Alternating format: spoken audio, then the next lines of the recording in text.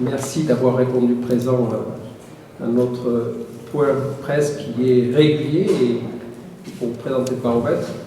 Tout d'abord, merci à nos amis de la Marseillaise d'avoir mis à notre disposition ce lieu. Donc, je tenais particulièrement en fin d'année à présenter Éthique Éco dans cette enceinte. On connaît les difficultés de la Marseillaise. Je sais qu'elle a le soutien de la presse, c'est des confrères. Et là, on revient sur notre club Éthique Éco, la solidarité qui doit jouer entre les différents membres. Personnellement, je tiens également à exprimer toute ma solidarité. Je suis certain que le rôle de l'expert comptable auprès des entreprises en difficulté a tout son sens. Je pense qu'ils sont bien entourés. Le tribunal de commerce lui-même est présidé par un expert comptable. Je pense que tous les moyens seront mis en œuvre pour aider cette institution marseillaise à repartir. Et je pense qu'il y a des solutions, il y a probablement des solutions, il y a toujours des solutions à trouver. Donc on est là pour parler du baromètre. Vous voyez à la tribune à ma droite, donc Lionel Canesi, qui est l'actuel président d'Experts comptables du Commissaire aux comptes de France de Provence Corse, donc lui la Corse. Il est membre élu du Conseil supérieur en charge de l'attractivité, mais particularité dans notre région, il a été tête de liste pour les dernières élections qui viennent de remporter brillamment avec quasiment 70% de taux de participation. Ça ne ferait pas dire de jalousie certaines de nos politiques. Et puis, il a remporté cette élection avec 63%. Oui, on peut faire mieux, mais il a fait mieux que les dernières élections, effectivement, avec 200 voix d'avance. Et il prendra les rênes de notre institution à partir de vendredi après-midi. Voilà, il installera le conseil avec le bureau, avec les vice-présidents, avec la commission administrative de Nice qui sera présidée pour la première fois par une femme, puisqu'il n'y a pas d'autres concurrents. Et on lui souhaite bonne chance. Alors, très vite, bien évidemment, ce n'est pas parce qu'on change de gouvernance qu'on va changer les méthodes. Donc, on s'était engagé sur le baromètre. Donc, on va tenir le baromètre et Lionel Canesi s'est engagé. Alors, moi, je m'étais engagé juste pour un an. Il s'est engagé à poursuivre les travaux et peut-être même de les améliorer avec le Conseil supérieur. Alors, si on revient sur les chiffres de ce troisième trimestre, alors je vous rappelle qu'on a des chiffres bruts tous les mois qui sont mis à disposition, je dirais, de nos partenaires. Puisqu'à la région, on leur fournit tous les mois. Nous avons le conseil départemental, à chaque fois, pour dire le conseil général, mais c'est le conseil départemental, on a rendez-vous avec mercredi ou jeudi, parce qu'ils sont intéressés aussi par cet outil. Je le dis à vous, presse, qui êtes spécialisée aussi en économie, les chiffres sont à votre disposition. Sauf que ce qu'on exploite, c'est uniquement tous les trimestres avec notre partenaire Asteres, Nicolas Bouzou. Je vous rappelle tout simplement que sur la méthodologie, donc c'est une base de données unique qui relate toutes les informations comptables, sociales des entreprises et toutes ces informations qui sont issues de nos déclarations. Ces données sont bien évidemment anonymes et la richesse de l'outil, c'est l'universalité et la fraîcheur des données. Et on traite l'intégralité des entreprises, quels que soient les régimes fiscaux de ces entreprises déclarantes. Donc c'est un outil unique en son genre. On traite également que les entreprises qui font plus de 20 000 euros de chiffre d'affaires jusqu'à 50 millions. Donc on ne va pas au-delà et pas plus bas. En gros, on va traiter, je dirais, les entreprises qu'on retrouve dans nos cabinets, à savoir la TPE, la PME. On n'aura pas les sociétés cotées, on n'aura pas les grandes entreprises, en tout cas celles qui font plus de 50 millions.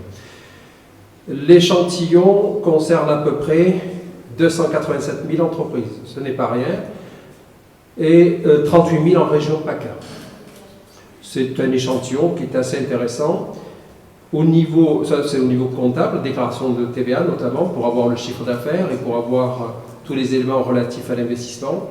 Par contre, tout ce qui est emploi, on traite 193 000 entreprises, dont 84% de TPE avec un effectif moyen de 3 et 16% des PME avec un effectif moyen de 23. Dans la région, on a un échantillon de 24 000 entreprises. C'est pas rien non plus, donc 85% de TPE et 15% de PME. Donc la TPE jusqu'à 3 salariés. Ensuite, les déclarations annuelles, donc c'est une fois par an, où l'échantillon est composé de près de 400 000 entreprises, dont 44 000 entreprises en PACA. Et donc toutes les variations qui sont calculées, bien évidemment, ne sont faites à périmètre constant. Un petit peu pour la méthode.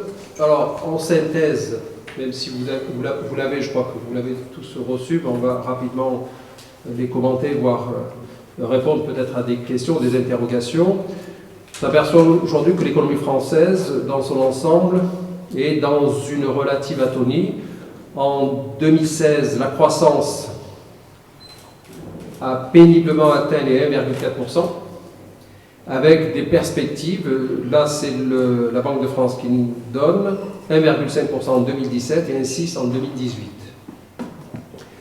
Donc une certaine stagnation, voire même régime de croissance durablement faible. En tout cas, c'est les chiffres et les perspectives de la Banque de France qui le donnent. Alors, au milieu de toute cette mollesse, on va dire, bien PACA a souffert davantage que d'autres régions et on verra notamment ce qui s'est passé dans le tourisme avec les attentats qu'a connu notre région. Là, on a des chiffres aujourd'hui au 3e trimestre qui sont un peu plus précis et on voit que ce secteur a beaucoup souffert des attentats. Les exportations dans notre région sont un peu plus dynamiques que la moyenne nationale, mais aujourd'hui représentent un poids assez faible dans le secteur, en tout cas dans les entreprises qui nous intéressent. On a vu également l'investissement se tasser, voire même être négatif au 3e trimestre. Et là, c'est simplement le parallèle avec la loi Macron. Je vous rappelle qu'en 2015, on a eu une loi qui a incité les entreprises à investir. Donc en 2015, il y a eu beaucoup d'investissements. Bien évidemment, en 2016, ça n'a pas été reconduit et les entreprises n'ont pas continué à investir autant. Un tassement de l'activité de la construction qui est assez préoccupant dans notre région. Par contre, on a un secteur médico-social qui, lui, est en hausse presque insolente, puisque quand on observe le 3e trimestre, c'est un secteur qui continue à tirer, en tout cas, vers le haut. Et pour cause, aussi bien dans les Alpes-Maritimes que chez nous, on le voit, on a quand même le 3e âge qui est bien présent et qui continue à attirer, et c'est normal.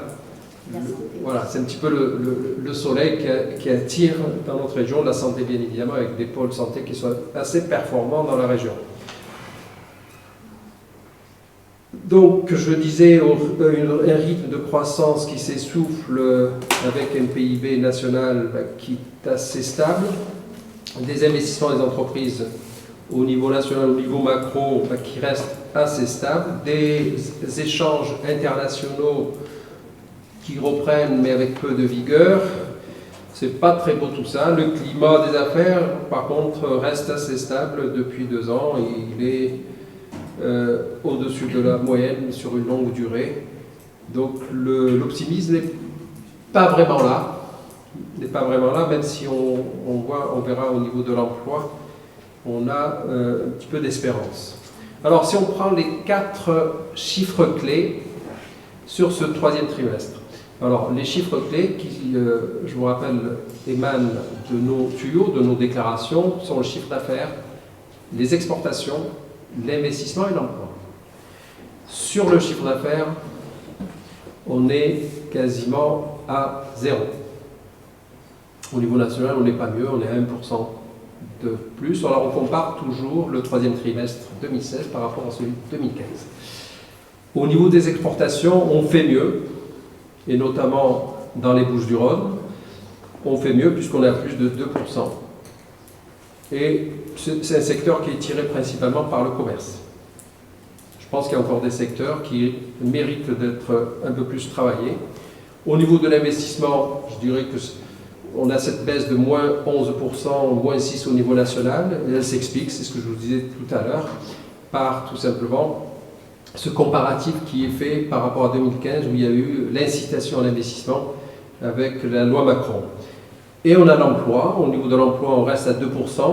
Alors là, on cherche un peu d'explication. Il y a eu aussi, je vous rappelle, en 2016, l'aide, la prime à l'emploi. Et là, au niveau de la TPE, il y a eu des embauches. Alors que tous les autres paramètres sont au rouge, je dirais. Parce que quand une entreprise n'investit pas, ne croit pas trop en l'avenir, forcément, on n'emploie pas. Là, je pense que c'est principalement la prime à l'emploi qui a fait que des entreprises qui avaient besoin d'embaucher l'ont fait. C'est-à-dire que quand il y a des mesures incitatives, elles ont une répercussion immédiate. On l'a vu au niveau de la loi Macron sur l'investissement, on le voit au niveau de l'emploi, c'est mesurable et on le voit immédiatement chez nos clients, donc dans les déclarations du trimestre quasiment qui suit. D'où l'intérêt d'avoir un baromètre, alors pour l'instant qui sort tous les trimestres, mais je pense qu'un baromètre qui serait mensuel, c'est quelque chose de faisable. Donc on verra au niveau national ce que la future gouvernance qui se mettra en place en mars décidera de faire, mais je pense que c'est un outil qu'on va rendre encore plus performant et plus rapide. Parce que tous les trimestres c'est bien, mais si on pouvait avoir des informations, y compris commentées tous les mois, c'est peut-être mieux.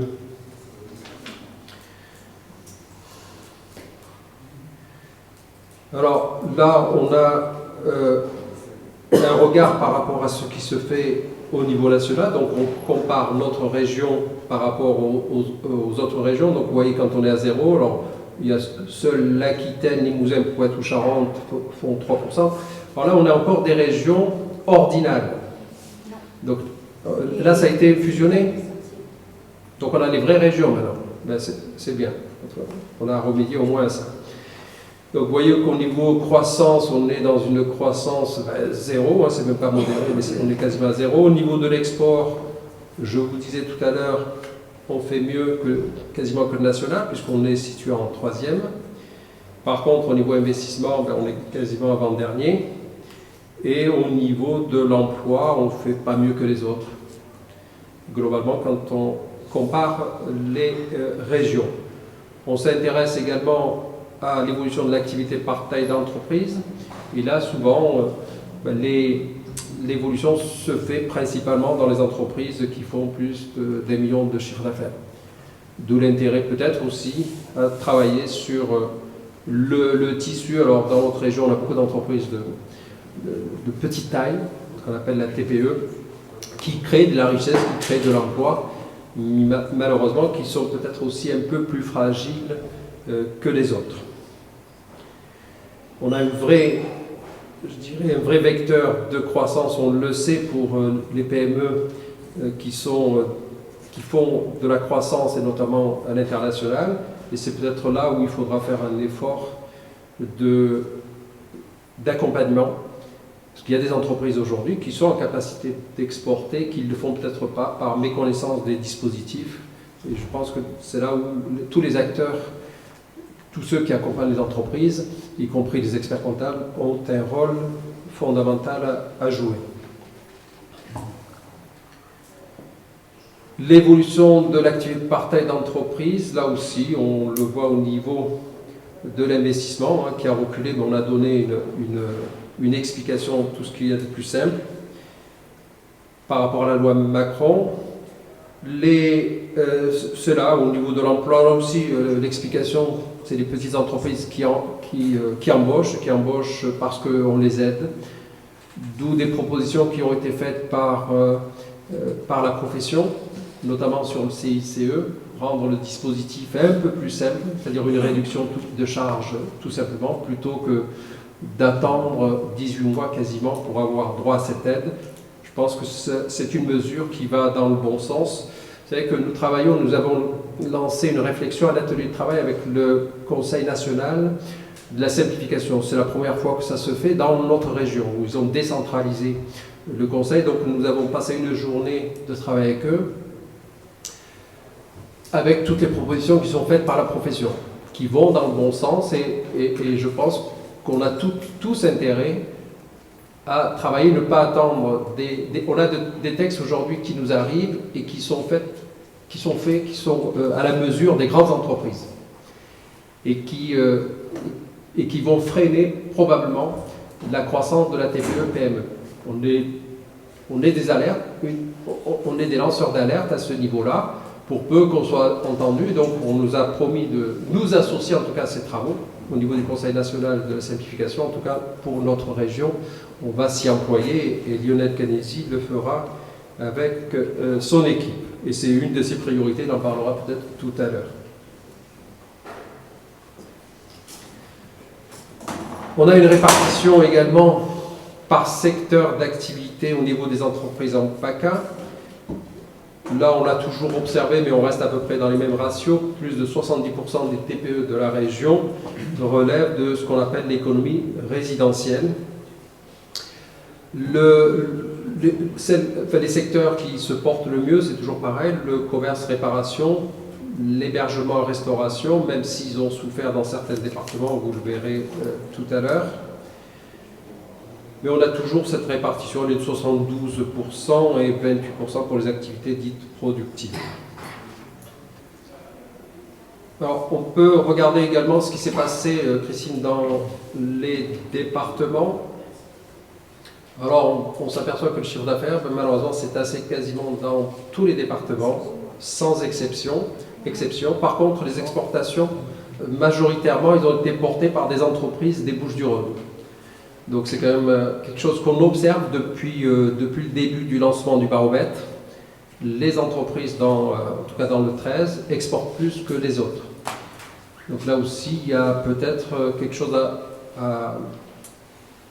à faire. En tout cas, c'est les chiffres qu'on observe depuis le lancement de notre baromètre. Par contre, la baisse de l'investissement, il est général, il s'explique.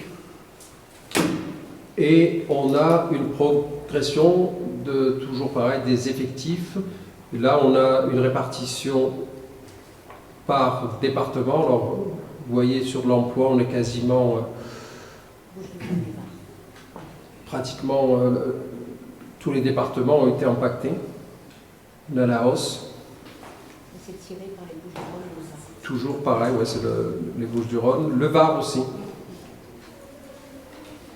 On a fait un focus sur, vous savez que chaque baromètre, on fait des focus. Alors là, on a fait la construction, on a fait également un focus sur le tourisme et on a fait un focus sur la santé humaine et l'action sociale. Alors sur la construction, une activité qui piétine, des effectifs en légère augmentation, puis un investissement qui est plus dynamique que sur le reste des secteurs.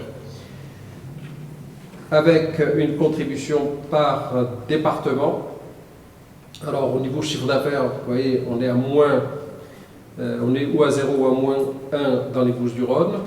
Au niveau de l'investissement, il faudra chercher l'explication. Honnêtement, je ne l'ai pas, il faudrait peut-être qu'on pose la question au bâtiment. On est à plus 14% dans les Bouches-du-Rhône. Quand on est à moins 3 dans les Alpes, on est quand même positif, y compris sur les Alpes-Maritimes ou le Var. Par contre, au niveau de l'emploi, on crée un petit peu d'emploi dans les Bouches-du-Rhône.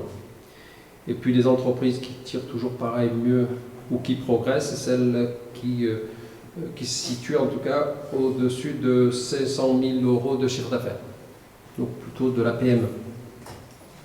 Sur le tourisme, là je vous renvoie à ce qu'on disait déjà au deuxième trimestre. On pensait que ça allait être contracté, ça l'a été au niveau national à hauteur de 8%. Et là on voit que le chiffre d'affaires effectivement, les entreprises du tourisme ont souffert, même si l'emploi et l'investissement continuent de progresser. Donc on a une activité quand même qui est assez comprimée. Et c'est probablement le fait que les étrangers ont déserté nos départements, principalement les Alpes-Maritimes. Puisqu'on a des chiffres pour les Alpes-Maritimes, et c'est là où on a le plus souffert.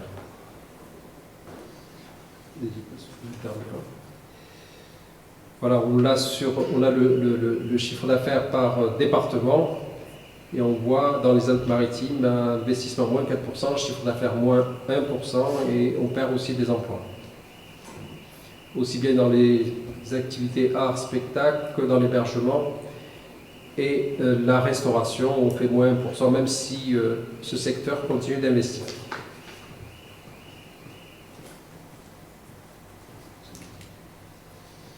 Et dans le secteur, on voit que les entreprises qui résistent le mieux, c'est ce qu'on appelle les entreprises millionnaires, celles qui font plus d'1 million de chiffre d'affaires. Mais là, on l'observe quasiment dans tous les secteurs d'activité. Au plus l'entreprise est importante, au mieux elle résiste. Et puis, on a le dernier focus sur le secteur santé et action sociale, donc santé humaine et action sociale. Et là, les choses se confirment dans ce trimestre, le troisième trimestre. On confirme un petit peu ce qu'on a observé depuis quasiment un an. C'est un secteur qui se porte bien, qui se porte mieux que le reste de la France et qui tire en fait l'activité quand même vers le haut. Et ça se traduit également par de la création d'emplois. Des secteurs qui créent de l'emploi, qui créent beaucoup d'emplois. Je pense qu'avec le tourisme, de toute façon, on le voit, c'est ce qui tire la région le plus vers le haut. Voilà rapidement présenter le baromètre. Alors vous avez aussi, je ne sais pas si on fournit aussi les chiffres bruts, mais je pense qu'il n'y a pas intérêt, sur demande. Ciblé par secteur ou par département. Voilà, donc les journalistes ils peuvent demander aussi des chiffres par secteur, s'ils veulent demain s'ils s'intéressent à un point particulier ou à un secteur particulier, on leur fournira tous les éléments à ce niveau-là.